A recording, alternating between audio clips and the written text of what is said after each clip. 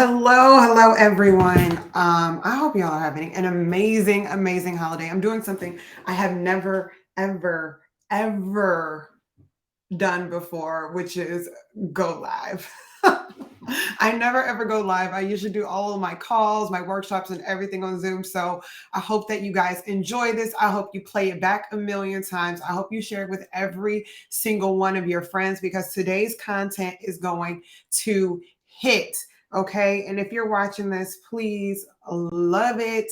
Don't even like it, love it, share it, send it to somebody, inbox, do everything that you need to do to make sure that people get this information. And I'm Yannick, and today we're going to talk about how to let go of criticism. This has been something that has been on my heart for quite some time, and so many, so many of you have dealt with this or are dealing with this, or you're like me to where this has cost you wasted efforts in relationships, in your career, financially, in your health, and all of these things. And so I want to go through and share with you guys some of the ways that you can keep criticism from holding you back. I'm just going to share this real quick on my timeline so that way y'all can enjoy it, or at least I hope that I'm doing it. So there was a comedian that once said, right, and I forget his name, but he said, for every action, there is an opposite and direct criticism. Literally, for every single action that you take, there is an opposite and direct criticism that goes along with that. So, meaning no matter what you do, someone is going to say something about it. But what we're going to strive for today is that you are not that someone, right? And that it's other people out in the world who have not learned yet how criticism can deeply impact people. And so I want to share a story with you guys just about criticism.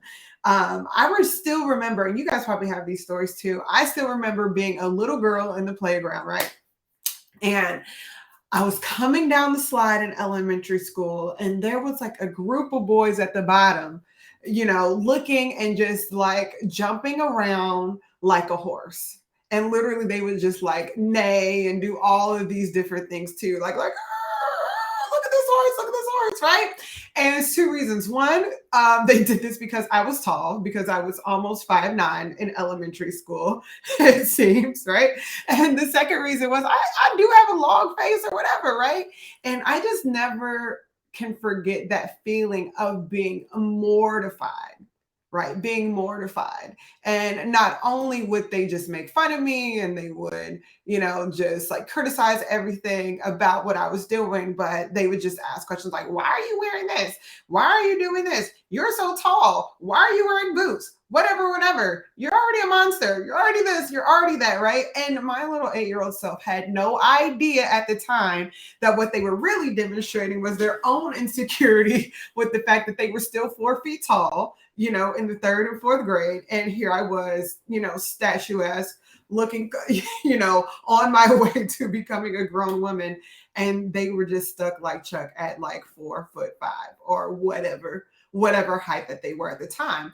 But I remember for a long time, I had difficulty carrying my height to where I'd like walk leaned over, or I'd be like hunched, or, slopped over like that, all of these different things.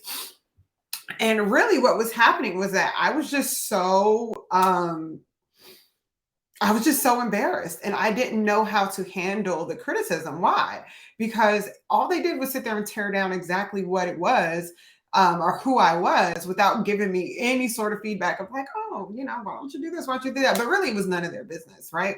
But even I can think of times where I have criticized people, from a place of frustration, and pretty much ruin the relationship, or have had to spend years, months, weeks, whatever it was, undoing the results of the criticism. And it's mainly because, look, people trust people who make them feel good. People want to be around those who make them feel better about who they are. and who make them feel more confident. And people just hate being embarrassed, right? But what I want to talk about today is, one, what does criticism do to you, right? And how does it impact your relationships, your finances, your career, and your health? Because all of those things are being impacted by that, right? And here's like a little cute cartoon, right, about criticism where he's like, hey, do you want some constructive criticism? And the guy's like, no, but I would love some underinformed opinions about things that you just don't understand. And this is the truthful thing about criticism is most of the time we're coming from a place where we think we understand what that person is doing, what they're saying, how they're interacting or whatever, right? But in truth, we know nothing about what's going on. We know nothing about their situation, what they're doing, and what their expectations are. And that is something that we just have to get over. We have to get over. If you want health, wealth, and great relationships, you're just gonna have to get over criticizing people, right? And so part of that is just understanding like what it is that you intend to do. So one thing about me is I have become obsessed, obsessed with figuring people out and figuring out how to make them tick. There is nothing that bothers me more. Nothing that bothers me more than seeing people, amazing people who are out in the earth, out in this world, who are just doing far less than what they're capable of, myself included, yourself, what have you. But one thing that I've dedicated time to is figuring out what can we do to unlock the things that have been holding people back. And that's a serious thing. And the reason I say that is we as a society have everything to gain, everything to gain from people who are walking confidently in their purpose, doing what it is that they were put on this earth to do, solving problems confidently, taking risks, and being unashamed about what it is that they bring to the table. Meaning, we need people who are not holding back, but we also have to be responsible for how we interact with them and how we promote and how we support their coming of age, so to speak, right? And one of the things that I've noticed has gotten in the way is how people feel about themselves. And I'm telling you, it's always the most capable, powerful, intelligent, talented, great people who are walking around with massive amounts of insecurity. And they're afraid to take risks. They're afraid to look stupid. They're afraid of doing all those things. I think we all have been in that place where we don't want to see those things or whatever, right? Or we don't want to experience those things. But it's another thing, for you to feel that way, and it's another thing for you to carry it with you through life. So what you want to do, because we all have these things that we want to accomplish, we all have a vision that we want to obtain, but what we want to do is figure out, one, how criticism impacts that and what we can do to get around it. Because not only do we not want to impact others who are out in this world and who need to solve problems and to contribute towards society, we also don't want to hinder our own vision. And every single one of us has a picture in our head of what we want our life to look like. We have a picture in our head of what we're supposed to be here for. We have a purpose. We have all of these things. And I want to walk you through today how criticism is holding you back from achieving those things. So the first area is your relationships. We need people, and we need people to want to do things, right? We need people, and we also need people to be motivated to do their work. We need people who are going to be motivated to solve problems. We need people who are going to be motivated to do and to create. We need people who are going to be motivated to innovate and to contribute. We're going to need people who are going to be motivated to show compassion or to have that additional conversation or to take their time or to serve or to do all of those things, right? And criticism is one of the things that holds that back and keeps that from happening. Another thing is your finances. How does criticism impact the money that you make and your abilities to create wealth? And lastly, how does criticism impact the social and personal health that you go through? And so let's start off with first thing is what is the vision that you have in your head? What does the house look like? What does the organization look like? What does the life look like? What is the vision that you have in your head? How do you feel people should interact in your space? Because not sometimes the vision is about the goals that we have, right? But also our vision and the picture that we can have in our head, right, is how people should be. It could be how should your spouse be? How should your boss be, right? What's the perfect boss? How should your employees interact? What should your kids be like? Do you have this picture of them being like the picture perfect Kennedy kids? Or, to me, I think of like the little pictures of Sasha and Malia Obama, back in the day, and they're just wearing their cute J. Crew dresses, and they're always perfect, and they're smiling, and they're doing all this, right? What is the picture that you have floating in your head? The first reason is, one, that's what you want. But two, we tend to criticize when that picture has been disrupted. We just do. We criticize when that picture has been disrupted. You had this image that your spouse was going to be XYZ and just, Mr. Fix It or, Mrs. Homemaker or whatever.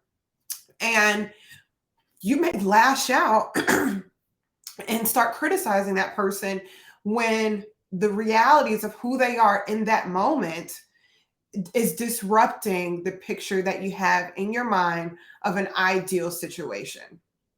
And that is the first sign that we're about to jump into, some major, major areas of criticism, and we're about to take someone down. So I just want you to think about that. What are some of the pictures you have in your mind? And when you've criticized others, what was the picture that they disrupted? Did you think that, everything that like the performance was going to go, without any mistakes?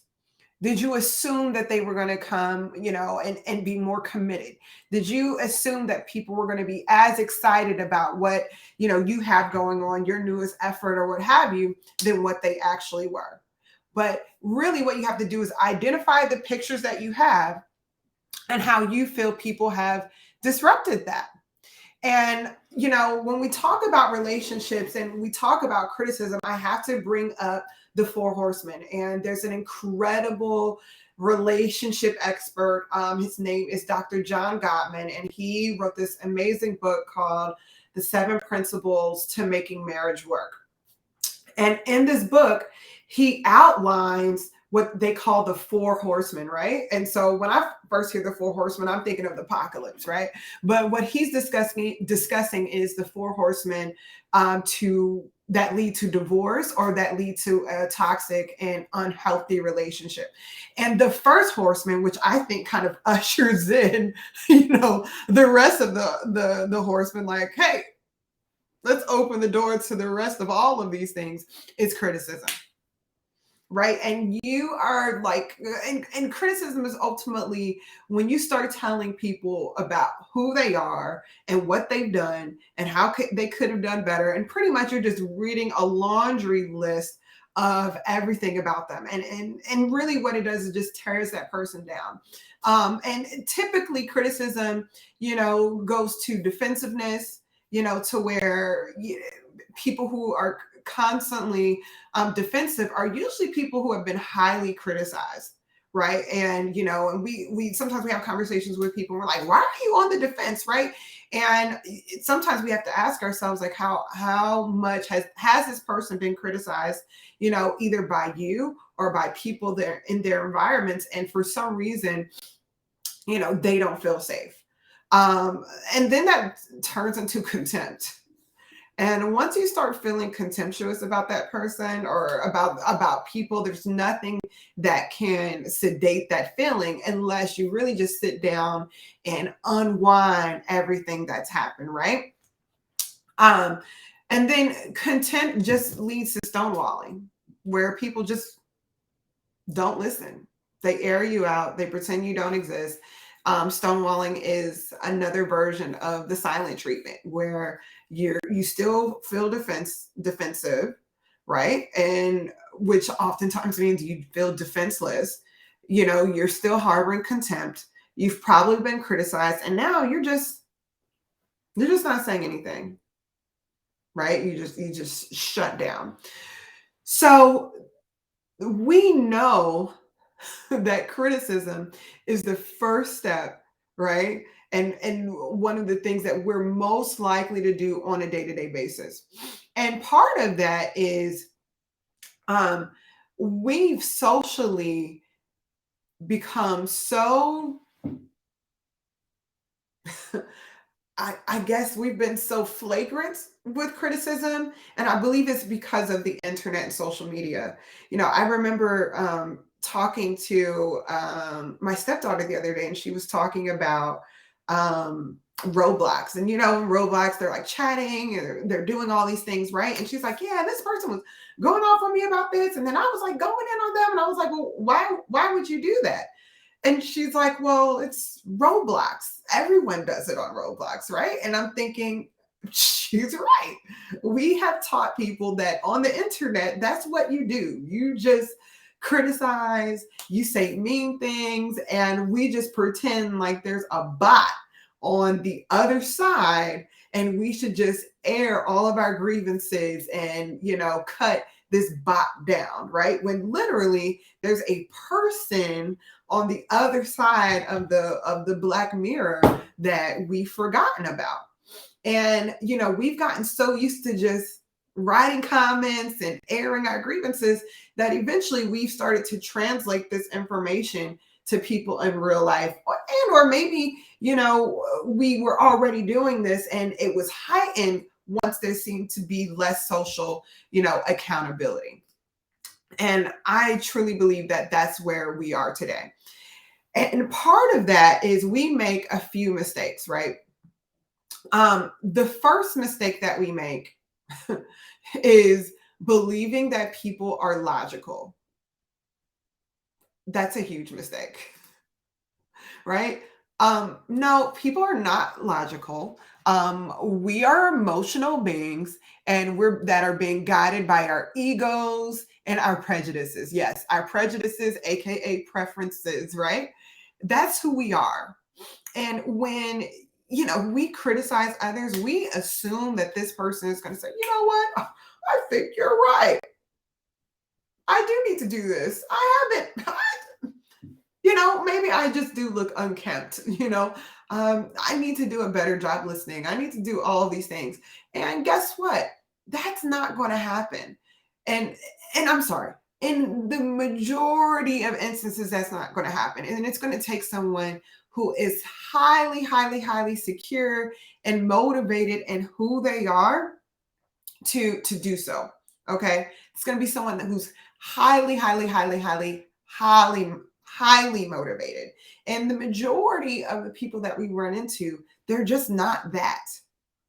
We haven't put in the work. We've got a lifelong worth of trauma to unpack, a lifelong worth and a laundry list worth of things that we need to do to become that secure person, right? And anytime I'm dealing with people, I have to remind myself, because I don't always get it right. A lot of times I don't get it right. But especially in leadership, when I'm slowing down and taking my time, I ask myself, are you more committed to being right, or are you more committed to being effective? And if you are someone who's result oriented and you're trying to move away from being ego driven, my hope is that you commit yourself to being effective over being right. Because most times you can be very, very right and fail at the goal. And remember, we are in a constant battle of trying to accomplish this vision and this picture that we have in our head. And the battle comes between our desires to control and regulate versus our calling to motivate and support. So our ego wants to control and regulate and just we want to believe that we're just, creating all of these different things and we're just creating these controlled environments. But really all we can really do is influence the levels of motivation that's happening around us. Like I wrote an email last night to my subscribers about this dog Cody, and he's re-taught me that all we're really doing in life is trying to find ways to motivate the environments around us, motivating enough to where all of these pieces come together enough in a way that can create peace and synergy. That's all we're doing. And if you don't think you're doing that, you're fooling yourself. Because if you think you're regulating, controlling your way there, it's not really working. And a good measure of whether or not it's working is what happens when you're not around. Are you just getting sullen acceptance? Or are people motivated to do what it is that you're asking? The second mistake that we make is assuming that people want accountability. We don't want accountability. We don't. We want to be able to justify our actions and do whatever it is that we want to do. The average person is not looking for accountability. And the people who are looking for it, their lives are typically already demonstrating the results of high levels of accountability. And they've sought out specific spaces or, their relationships or what have you, have demonstrated that need and desire for accountability. But I just don't think any of us really, really want that. And that's why we pay people. We have to pay people, to do so. And it's just like motivation, right? Like if you're already motivated to work out and you're highly motivated to work out, you're probably already in shape and like on Instagram, showing off your glutes or your gluteus maximus and, all of those things, right? But for the rest of us, we don't want that, right? But we have to put in extreme amounts of effort to get ourselves ready to go in the gym doing what it is that we need to do. And why? Because we deep down inside, we just don't want accountability. It's just the discipline of knowing what comes with it that pushes us to do so. And that is like a question that we all have to answer for ourselves is where are we? But really what I want to highlight is the fact that criticism is futile because it puts people on the defensive and it just makes them want to justify themselves. The second side to it, and this is especially important for relationships, and I've even seen this with crimes of passion, or you see like, oh man, this person went and attacked this person in the middle of a party, or this person got killed because of this, and it's because criticism it's not only futile or futile, however you want to say it, or however it's supposed to be said, because it doesn't give us the result that we're looking for. It's also dangerous because it wounds someone's pride and it hurts their sense of importance and it arouses resentment. And so there's this story in How to Win Friends and Influence People about Abraham Lincoln. And apparently, just like the rest of us, Abraham Lincoln was on a journey of influence. And in the beginning of his life, he liked to write letters to people in his community and pretty much just tell them about themselves and criticize everything about them and like leave it in their mailbox and leave it here and leave it there, whatever, right? And so when he became um, an attorney, he didn't really like stop doing this, okay? Um, and so what he ended up doing was writing a letter to this guy, I believe who was a politician, and he like wrote this letter and he posted it had it posted and published anonymously, to the newspaper. And this guy figured out who it was, which it probably wasn't difficult to figure out who it is. We all have our tones and we all have our words. And I'm sure it'd be pretty easy for one of us to identify the words of Abraham Lincoln.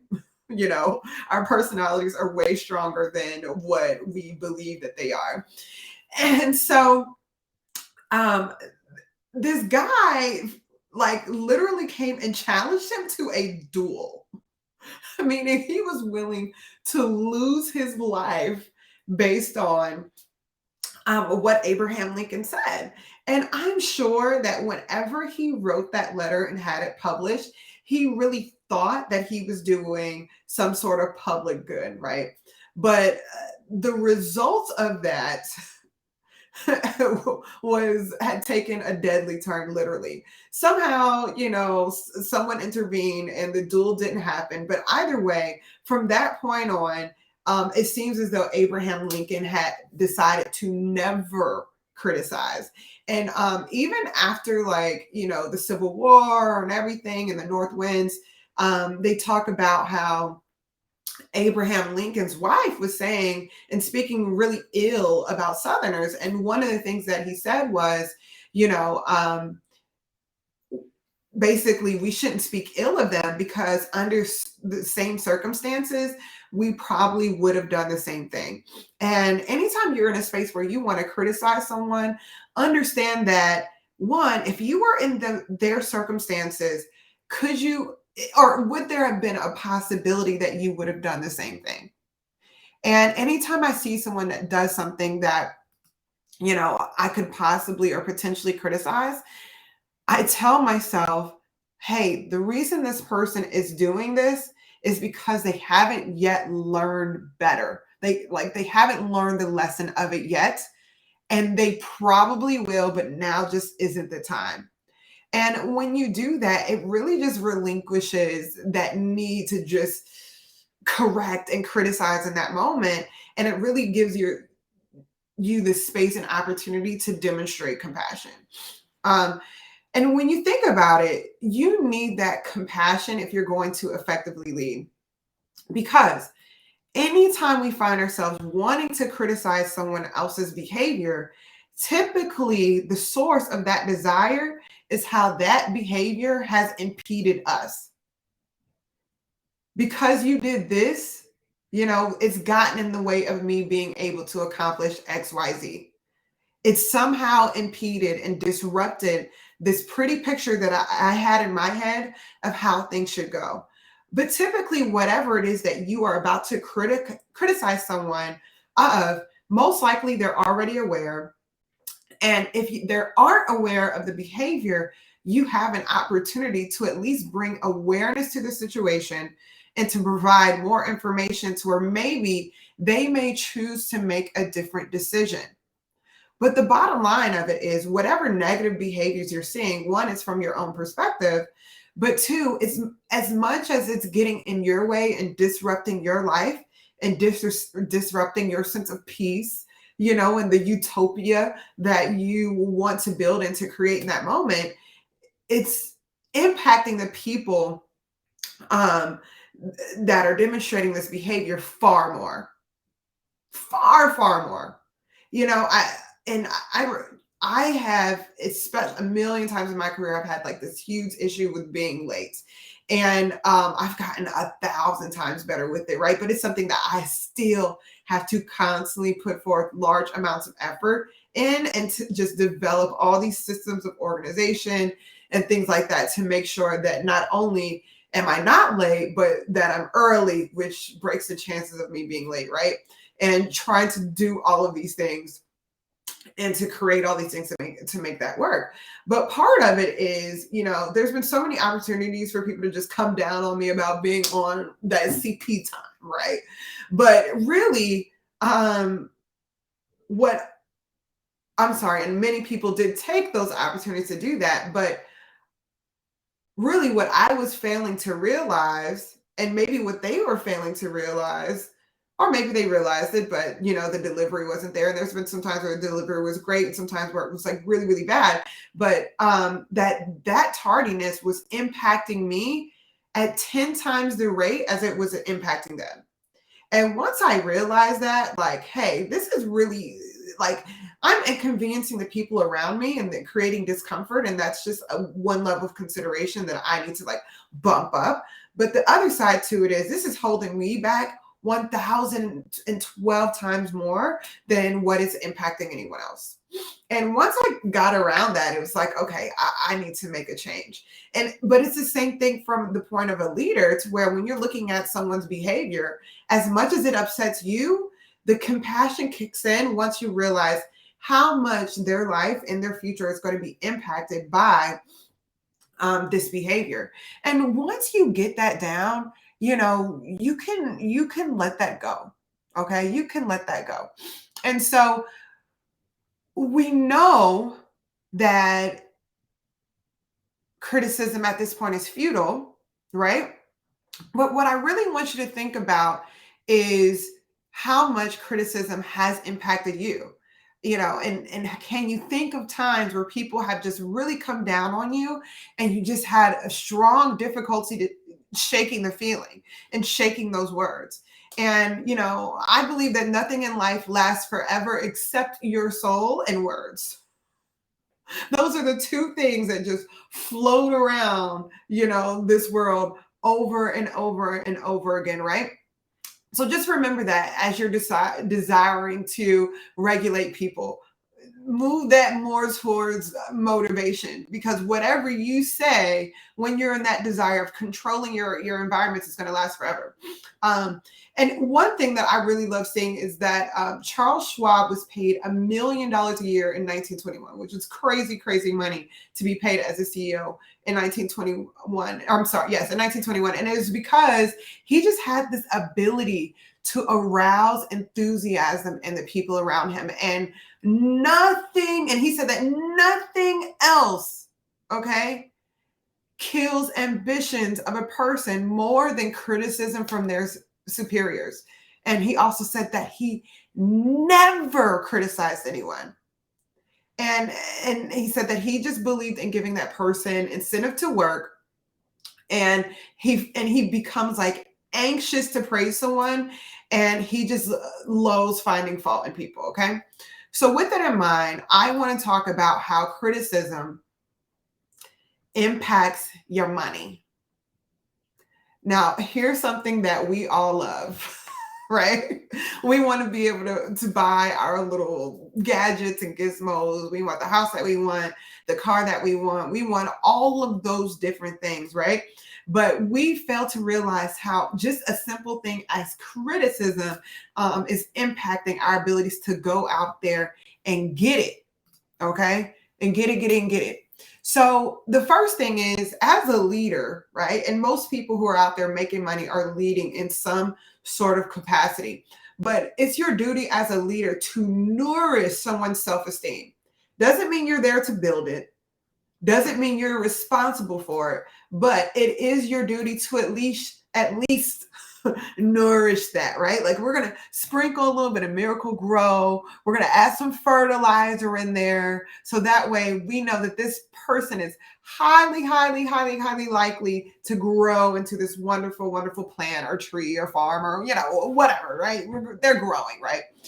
And so one thing that I've realized is that it's not necessarily the most educated and the most capable or the most high achieving or the highest performer person that is the best paid person, in the world. I can even say for myself, to where I have, been able to create revenue for myself and to grow businesses and networks, just based on how I can make someone feel and my abilities to encourage people and my abilities to make people see the best in themselves. And what I do is I try to figure out what makes this person special, what makes them tick, and to create strategies that brings more of that out. Whether I create a strategy to get through to them, or we create a business strategy to where that person is able to put that on display, right? Because that's going to be what's going to make them win in the long run anyway.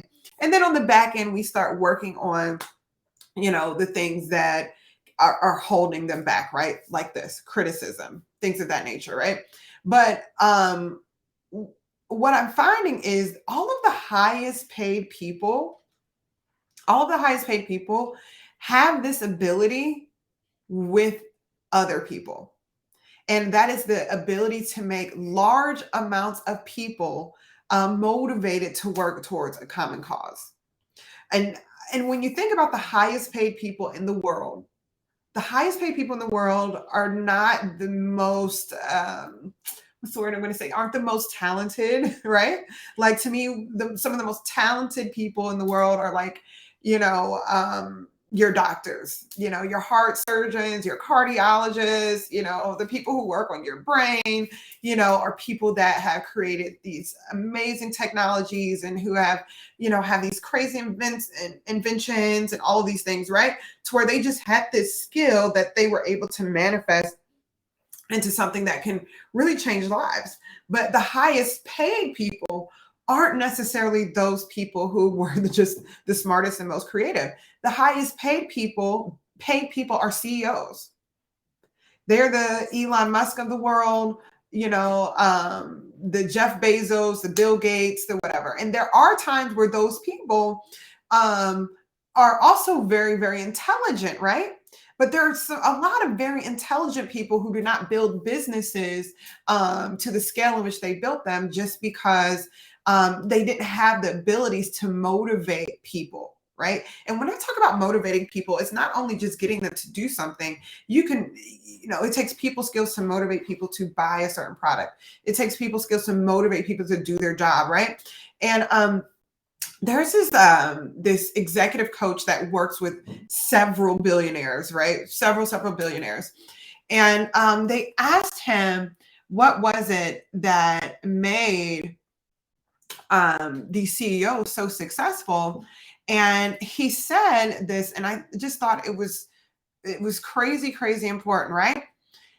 He said that billionaires have realized that starting ventures isn't an activity that can be done alone. You need people to invest. You need people to work. You need their ideas. You need all of those things, right?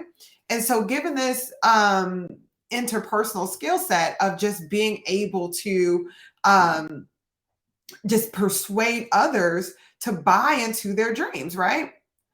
That is so, so, so, so, so important. You need people to buy into your dreams in order to achieve financial success. You just need them. You need them to buy into the idea of the product, into the company, into the structure. You have to have that. And so think about the ways that we can kill someone's creativity. And most of the time, that is through harsh criticism. And once you start to criticize people, right, you just pretty much make them useless. They don't want to, innovate. They don't want to create. They don't want to work. They don't want to do any of these things, right? And so let's think about like how these impact, your levels of financial influence. The first thing is with colleagues. You want to turn the people around you into raving fans. And this is something that I have succeeded in some seasons and failed in some seasons, right? But I think overall, I've seen success in this area. But the people that you work with day to day, those are going to be the people who are going to be reporting back to your superiors and are going to be giving, I guess, the temperature test to the people who are likely to promote you.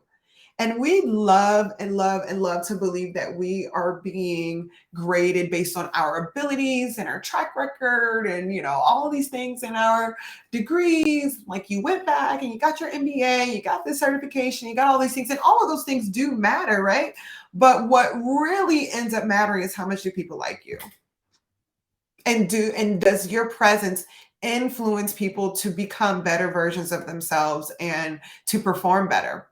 And it's the same thing for your employees. You're not going to run a great organization by yourself and without the help of other people. You are going to need the people around you to be motivated to do their part in the overall big picture of your organization. And like we learned in relationships, if you are criticizing these people, the likelihood of them performing at a high level is going to be extremely low, right? Which is going to impact, your revenue. It's going to impact how they handle customers. It's going to impact, how much, I guess, just how much they care, and the level of excellence that they're going to decide to work in. It's going to impact your network. People don't want to be around people who are constantly criticizing, critiquing, and complaining. That's it. And the higher the network, I believe the lower the tolerance becomes of that type of behavior. People want to be around those who make them feel like anything's possible. They want to be around those who make them feel free, who bring out their creativity, whose presence makes them feel motivated to do more, and who just positively impacts them. And if you're criticizing a lot of people, your network is going to be very, very limited. Then we have potential customers and fans. People are always watching. They're looking at your comments. They're looking at your perspective. They're looking at everything. And there are people out there that are so talented, but they're not reaching the peak of their success just because of the way that they interact with others. Just makes people just feel icky with dealing with them. Like, this person is really great. I just hate their attitude, right? And especially, we're no longer in the world where you can be insulated. Like, back in the day, it could be like rumors, like, hey, I heard this person was really rude and they don't like to tip and they don't like to do this or whatever. But it was all just like a rumor. With social media and the world that we live in, everything is being recorded and logged and caught on camera.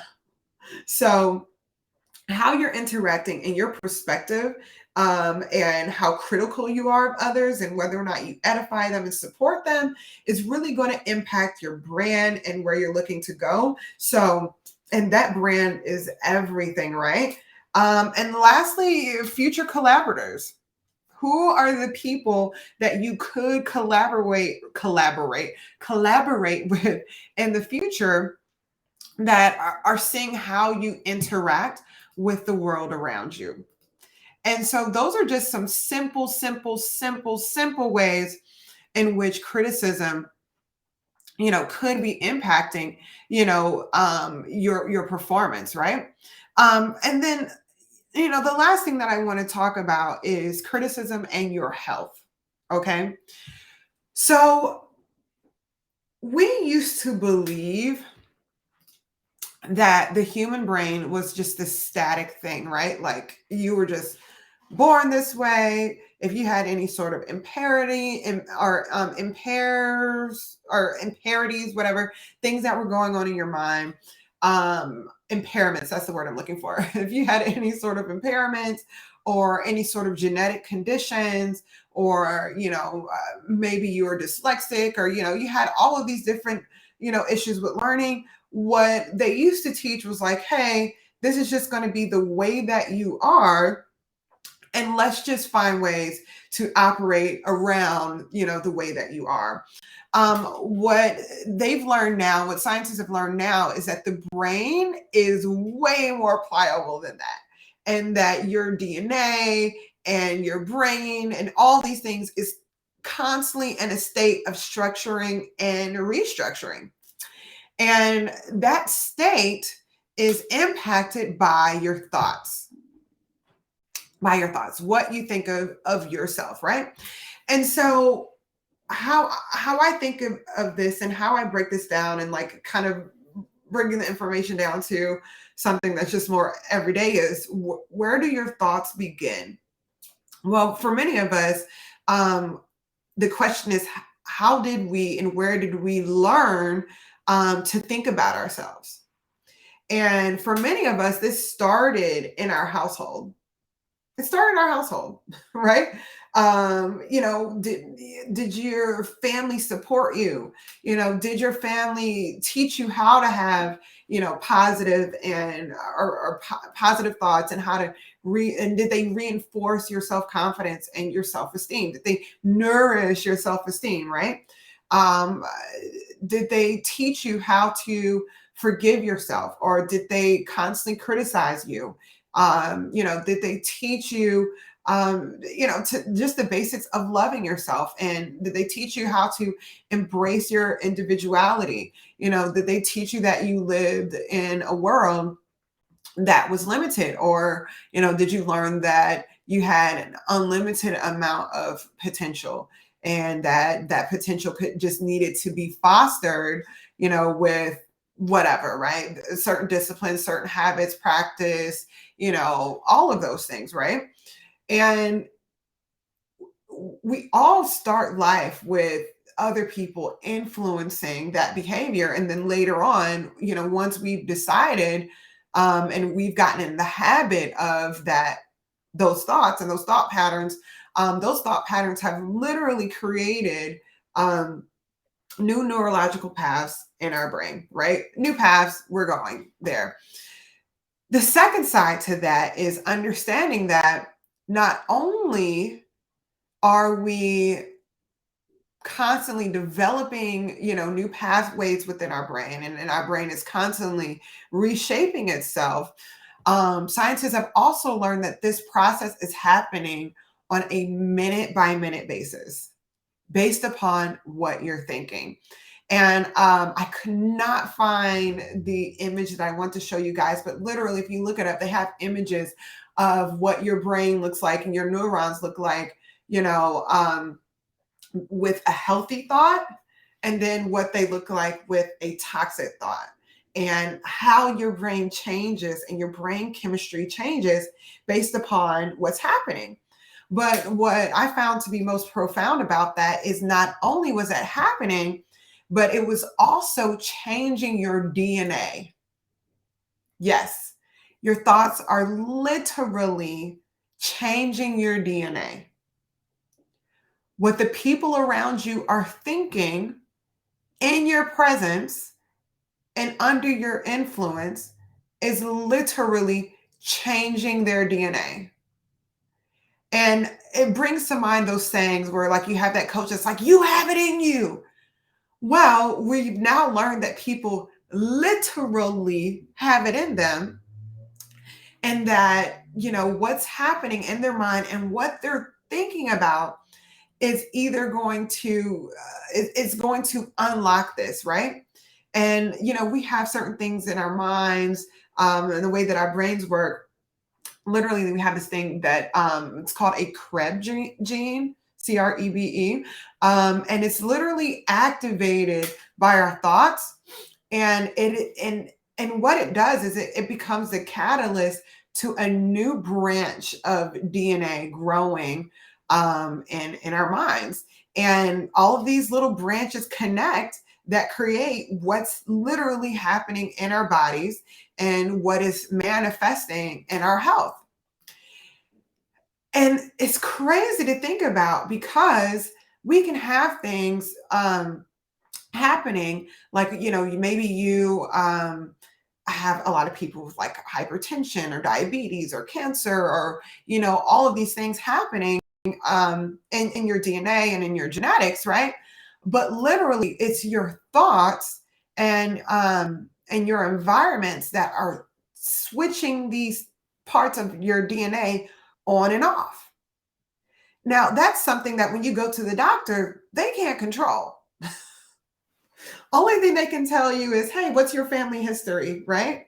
but they have no ability to control the thoughts that you have that is switching this amount of DNA on and off. That's why it's so important not to just tell your kids or tell people, hey, this is just the way that it is. You're going to have this, and not to cement any idea or any future in someone's mind about their health or about their condition or their mental state or whatever, like, oh, depression just runs in our family. Well, maybe that doesn't motivate that person to want to think their way out of fighting against depression and not being depressed, right?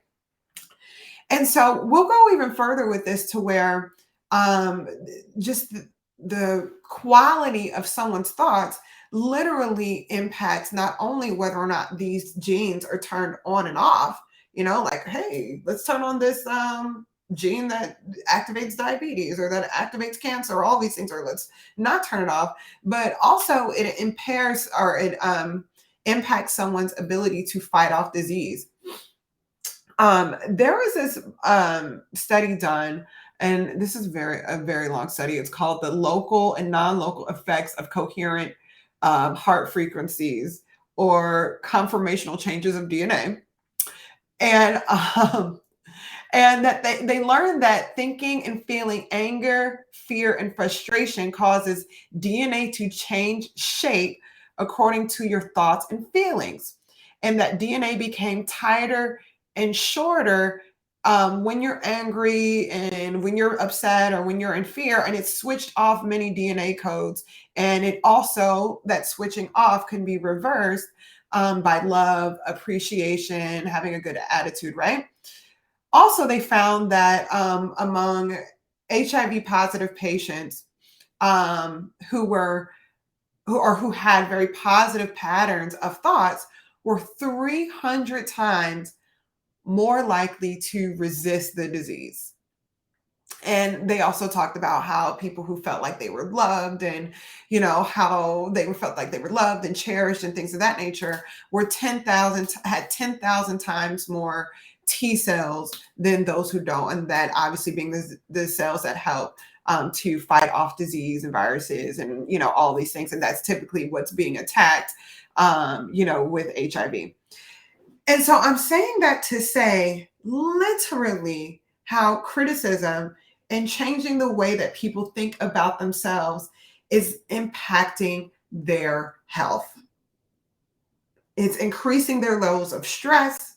You're literally bringing about something that was in them and activating it. And you're the person who gets to decide whether or not you're activating for the good or for the negative. And we also have to think about criticism when it comes to ourselves, because we've been doing this under the scope of how it impacts other people, but we really have to get into the nitty-gritty of how it impacts ourselves and what it is that we're looking to do, what it is we're looking to achieve, and what could be hindering us from taking the risk, what could be hindering us from, having the confidence to go up and to go out and to show up as ourselves. And so I'm saying this to say that I encourage you to really, really rethink whether or not you're going to use criticism in your day-to-day life. And I'm going to challenge you. To decide to just never criticize. And I'm challenging myself to do the same thing, right? To never criticize. And there's a quote by Benjamin Franklin, right, where he says, and I need to pull it up, where he talks about, and just so you know, Benjamin Franklin was so great. He was so great with people that literally he was granted an ambassadorship in France to represent the United States. And he said something of the likely, or something of the sort, to where he said he would never, ever, ever, ever speak ill of another person, and that he would only speak of the good of every man. And if there's anyone who has been effective and who was able to accomplish their vision literally, is Benjamin Franklin. So I hope you guys love this. I hope you guys apply it to your life. And I really, really urge you to not allow criticism to keep you from accomplishing your vision and your dreams. And that's because we all need every single one of you guys to go out in the world and to accomplish your vision. Everywhere I go, I see problems, right? And not in a sense of like, oh, there's a problem with the world, but I see things in areas in life that, in areas in our society that need some alterations, that need some upkeep, that need some renovating.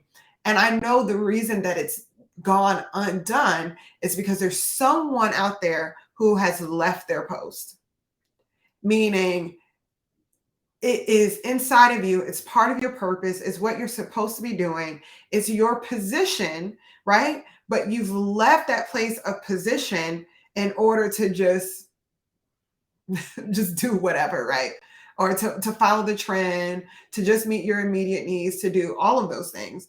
And I know that the feeling of waking up and just feeling like, man, I know that there's something else that I'm supposed to be doing, and just feeling, discontent about just, like this is feeling of like, I know what I'm supposed to be doing something. I know that life has more for me. I know that there's more purpose. There's just more to what's supposed to happen. And I know that discontent comes from when we are not actively on the path that our vision is supposed to be, taking us to. And really that's what it is, right? Vision and what it is that you have in your mind, the things that you imagine, the things that you want, the problems that you'd like to see fixed, the things that, stir up your energy and your motivation. Those are all just little indicators and like little light posts that are just illuminating the path that you're supposed to be on. And so what I want to do is just find ways to help you guys stay in alignment with your vision, where you're supposed to be, and what you're supposed to be doing. And with that means that you have to really take the time to connect with your vision and to figure out what your vision is, why it's important to you, what you bring to the table, and creating a strategy to do so. And so if you need help with that, I have a course that I'd like for every single one of you guys to take. It's called Cultivating Your Vision. And what it's going to do is going to walk you through exactly what it is that you need to do to accomplish your vision. And part of that is, identifying what your vision is, highlighting your gifts and skills, finding ways to just strategize your immediate needs, finding and developing opportunities, figuring out what your limiting beliefs are. What are those thoughts that have been holding you back and impacting your health? And just to create a strategic plan for the year that's going to help you to accomplish that. And, I just don't believe in wasting another minute, another year. And, I hate looking back at my years and just feeling like I'm not seeing progress. And one of the ways that I felt great about my progress and what I'm doing is just creating a strategy for the year that's just going to position me a little bit closer, to my end goal. And it doesn't mean that you're just going to reach every single one of your goals within a year. But what it does do is it helps make sure that you're on the path to get there, because everything that you want to accomplish is going to be a process, right? But part of the problem is we never start the process, or we start the process and we never finish it. So I'm going to leave a link for that.